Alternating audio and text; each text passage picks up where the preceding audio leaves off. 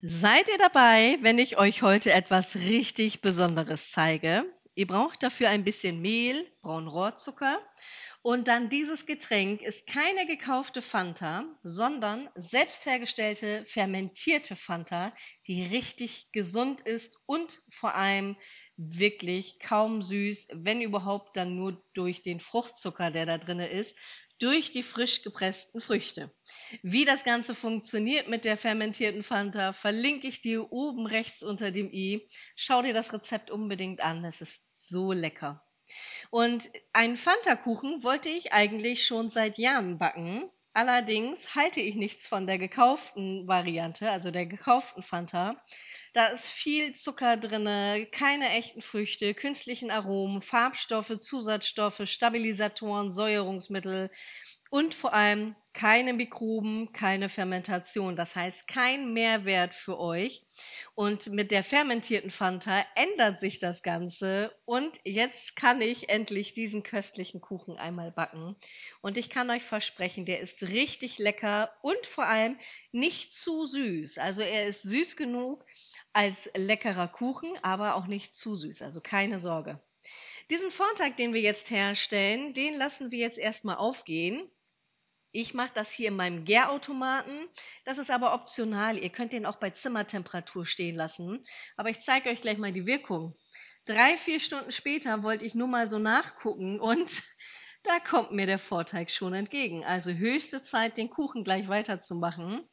Ich habe hier Mehl in der Schüssel, gebe da jetzt einmal geriebene Orangenschale hinzu, selbst hergestelltes Vanilleextrakt und nochmal Rohrohrzucker. Es ist wirklich auf die Menge gesehen recht wenig. Dann nochmal ein paar Eier und natürlich der Vorteig, den wir erstellt haben. Wer das Ganze vegan haben möchte, schreibt es mir doch bitte gerne mal in die Kommentare. Dann werde ich selbstverständlich gerne noch mal eine vegane Variante daraus machen, denn der Kuchen ist so lecker, da freue ich mich schon richtig darauf. Und wenn ihr die Zutaten benötigt, die Mengenangaben und alles, dann schaut einfach unten in der Beschreibung, indem ihr auf Mehr klickt oder zum Schluss, da kommt das Rezept auch noch mal, da kurz das Video pausieren und dann könnt ihr euch einen Screenshot machen. Ich habe jetzt hier einmal den Taifun Teigrührer einmal startklar gemacht. Der mixt mir den Teig schon mal grob durch. Das ist immer ganz hilfreich, wenn ihr noch nicht die ganze Flüssigkeit mit hineingebt. So habt ihr dann später weniger Klümpchen und der Teig ist dann dadurch auch noch mal homogener. Und ich kann es euch gar nicht sagen, ich bin so froh, dass ich den Kuchen ausprobiert habe. Der kam richtig gut an. Und bei dem Topping komme ich später noch mal zu, da gibt es ein paar Varianten. Als Butterersatz nehme ich jetzt hier Pflanzenöl. Selbstverständlich könntet ihr das auch mit Butter oder Margarine machen. Da hätte ich gerne mal gewusst, backt ihr, wenn ihr Kuchen backt, am liebsten mit Butter, Margarine oder eher mit Öl? Schreibt es mir doch gerne mal unten drunter, das würde ich gerne einmal wissen. Und nun gebe ich die weitere fermentierte Fanta einmal hinzu.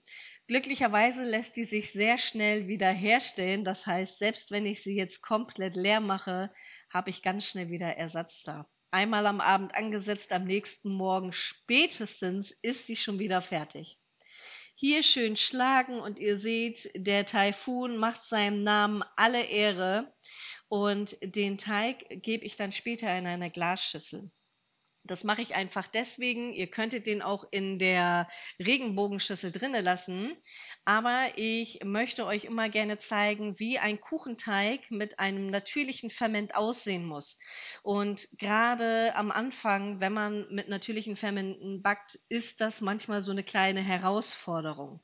Daher ist die Glasschüssel jetzt hier optimal, damit ich euch das zeigen kann.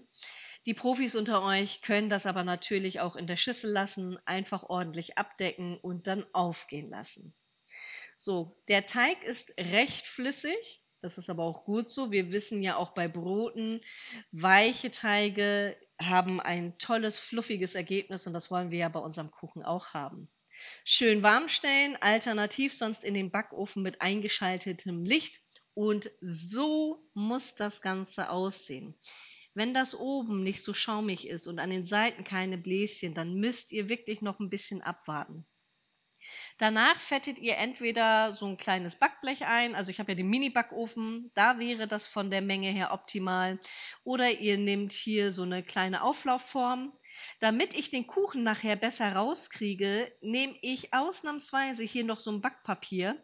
Das hatte ich mir für den Blätterteig extra besorgt.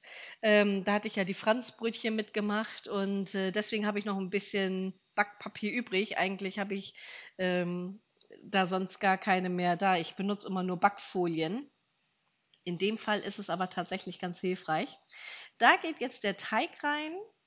Ich habe sie nur so ein bisschen eingefettet und schaut euch das an. Das geht jetzt direkt in den Backofen. Ihr müsst nicht warten. Bei meinem Mini-Backofen muss ich auch nichts vorheizen. Da könnt ihr das direkt hier einmal reingeben. Und schon nach kurzer Zeit ist das Ganze fertig.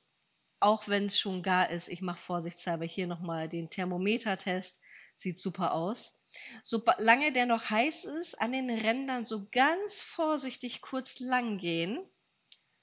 Dann reißt der später auch nicht ein und dann könnt ihr ihn schon direkt rausholen. So. Ich halbiere ihn dann.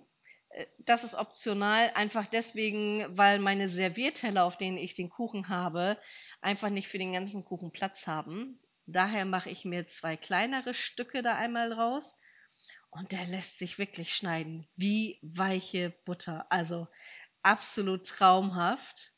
So, Teller bereitstellen und guckt mal, ist der nicht schön fluffig geworden? Ich bin so begeistert. Ich liebe es. Und wenn er dann abgekühlt ist, habe ich jetzt hier ein wenig Schmand genommen. Ihr könnt auch einen Zuckerguss machen. Das ist aber für die meisten zu süß. Ich habe mich auch tatsächlich für die Schmand-Variante entschieden. Noch ein bisschen Puderzucker mit hinzu. Alternativ, ihr könnt auch Kokosblütenzucker oder ähnliches nehmen. Ich habe jetzt hier den Schmand genommen, rühre das ein bisschen durch und dann habe ich von meiner Fanta-Herstellung noch ein bisschen Zitrone glücklicherweise übrig gehabt. Die kommt da jetzt auch noch mit hinzu. So, ihr könntet auch noch mal die fermentierte Fanta damit hineingeben. Nur so als kleiner Tipp, das würde ganz genauso gehen. Schön umrühren. Von der Menge her, die unten in der Beschreibung steht, reicht das alles hier komplett für den Kuchen aus. Wer lieber eine dickere Schicht haben möchte, muss dann vielleicht noch mal ein bisschen mehr Schmand verwenden. Und wie gesagt, alternativ Zuckerguss klappt natürlich ganz genauso. Wer es weniger süß haben möchte, der nimmt dann einfach den Schmand. So hier schön verteilen. Hier müsst ihr ein bisschen aufpassen. Wenn er so ein bisschen blättrig ist, kann das sein, dass er abgeht. Da dann einfach nur vorsichtig drüber streichen.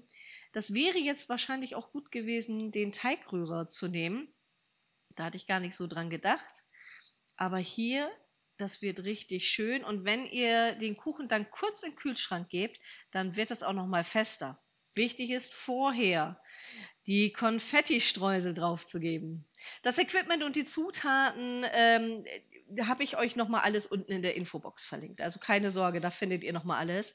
Und ich finde in diesem Fall, mehr hilft mehr. Guckt euch das an. Ah, endlich durfte ich ihn backen. Und dann habe ich ihn ein bisschen durchtrocknen lassen, angeschnitten. Ich habe auch kleinere Stückchen gemacht, damit das auch nicht zu viel wird.